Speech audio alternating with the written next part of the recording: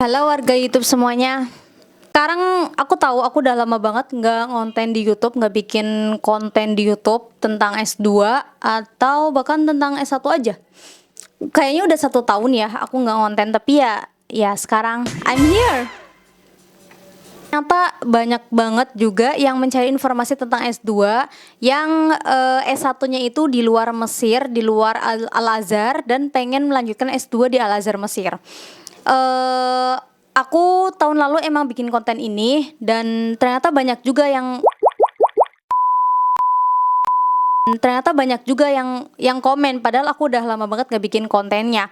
Jadi karena sekarang aku udah agak luang, aku bisa bikin konten. Jadi kenapa setahun ini aku nggak lanjut bikin kontennya? Bukan nggak lanjut sih, kayak istirahat bentar. Karena ya aku juga lagi tamhidi, aku juga lagi fokus kuliah S2 aku. Jadi aku berusaha untuk tidak mencampur adukan. Bukan berarti aku maksudnya nggak bisa bagi waktu, nggak kayak gitu. Cuman aku kayak pengen fokus aja gitu di S2 aku. Dan alhamdulillah hasilnya udah keluar dan aku najah. Aku seneng banget ini. Aku yakin ini bukan murni hasilnya aku, tapi ini juga ada doa-doa orang terdekatku, ada doa-doa orang-orang yang aku nggak tahu, mereka selalu doain aku. Sedih. Ada doa-doa orang yang aku nggak tahu, mungkin mereka selalu doain aku dan doa itu terkabul, dan akhirnya aku udah lulus tamhidi dan alhamdulillah banget aku dapat nilai yang dikatakan cukup baik banget. Jadi yang teman-teman tahu, aku ini S2 Kuliatul Ulum. Jadi aku bukan di Dirosat Ulia yang tamhidinya 2 tahun, enggak. Aku yang tamhidinya 1 tahun. Jadi setahun belakangan ini aku emang bener-bener fokus kuliah dan aku enggak ngapa-ngapain selain cuma kuliah, setoran hafalan Quran, dan ya udah gitu aja gitu. Ujian ya belajar, ya tiap hari kuliah karena kuliahnya 3 kali sehari kan. Jadi 3 kali seminggu, maaf. Jadi ya udah aku bolak-balik kuliah, rumah aja udah selesai gitu. Dan membuahkan hasil beneran. Jadi kalian harus tahu, usaha itu tidak akan mengkhianati hasil. Jadi kalau misalnya kita rajin kuliah pun, insya Allah hasilnya kita juga baik karena ada doa guru-guru kita di situ, yang dosen-dosen kita yang selalu doain kita kalau misalnya kita hadir. Gitu deh. Jadi karena ini udah bulan Oktober dan pendaftaran S2 itu masih dibuka sampai sekitar tanggal 17, berarti kurang lebih 1-2 minggu kurang.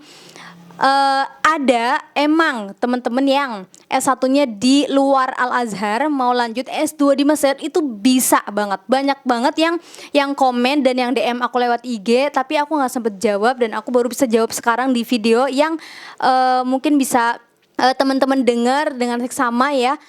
Jadi bisa banget. Syaratnya apa? Yang pertama yang harus digarisbawahi juga, apa sih, maksudnya jurusannya tuh harus linear ya, jangan lintas jurusan, karena ini benar-benar akan susah banget. Kenapa aku bilang susah? Karena kalau misalnya kita nggak ngerti sama sekali apa itu bahasa Arab, terus kemudian pengen lintas jurusan, kita belajar dari nol lagi, nol loh, dari benar-benar nol lagi, yang benar-benar dari nol lagi, kita bakalan ketinggalan banyak sama teman-teman yang lain. Teman-teman yang lain mungkin udah katakanlah level 1 sampai 10, mereka udah ada di level 7. Terus nanti kita yang dari lintas jurusan, kita di level 0 lagi, dan itu berat gitu untuk ngejar semua itu dengan kegiatan kuliah yang kita harus datengin 3 kali seminggu. Jadi kalau misalnya lintas jurusan aku nggak nyaranin, tapi kalau jurusan kalian linear sesama, misalnya di Indo ngambilnya jurusan perbandingan mazhab misal, atau jurusan tafsir hadis yang misalnya pengen bener-bener mendalami, ya silakan, nggak apa-apa. Persiapkan semua yang emang menjadi syaratnya dengan menerjemahkan semua berkas. Kemudian ketika waktunya tiba buat tes masuk, ya datang dan ikuti tesnya. Setelah itu tinggal nunggu aja gitu.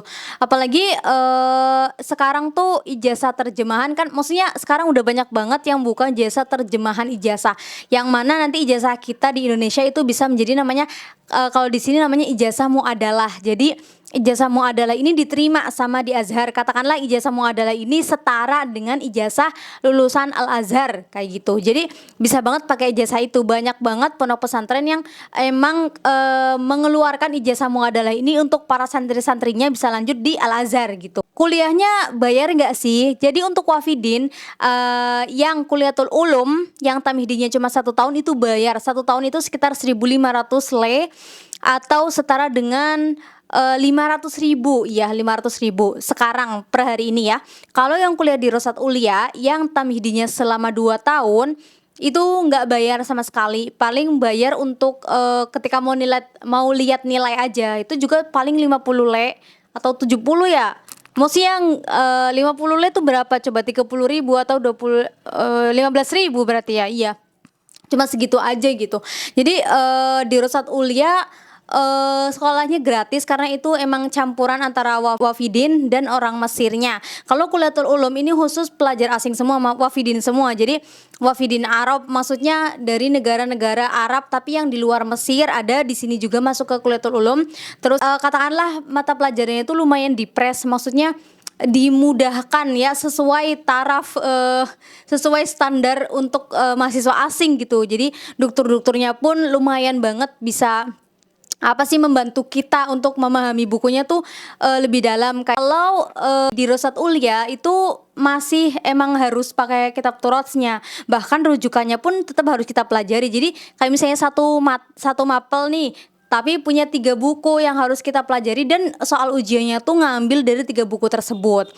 Beda lagi kalau kuliatul ulum, kita tuh cuma punya 1 buku aja, buku yang selalu kita pelajari ketika kuliah, yang dokter kita bilang ya udah kita pelajari ini, ya udah itu aja. Jadi kita berfokus sama 1 buku aja.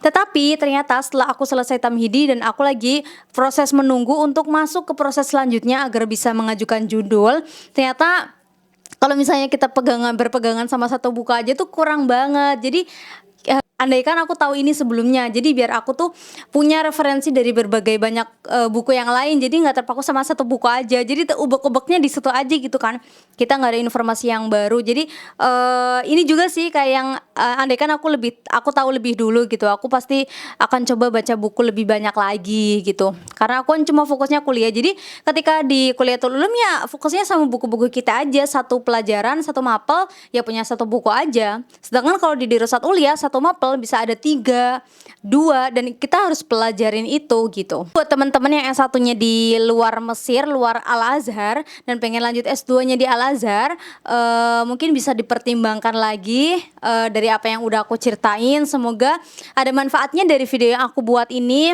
Semoga bisa memberi pencerahan untuk teman-teman semuanya dan ada manfaatnya. Bye bye.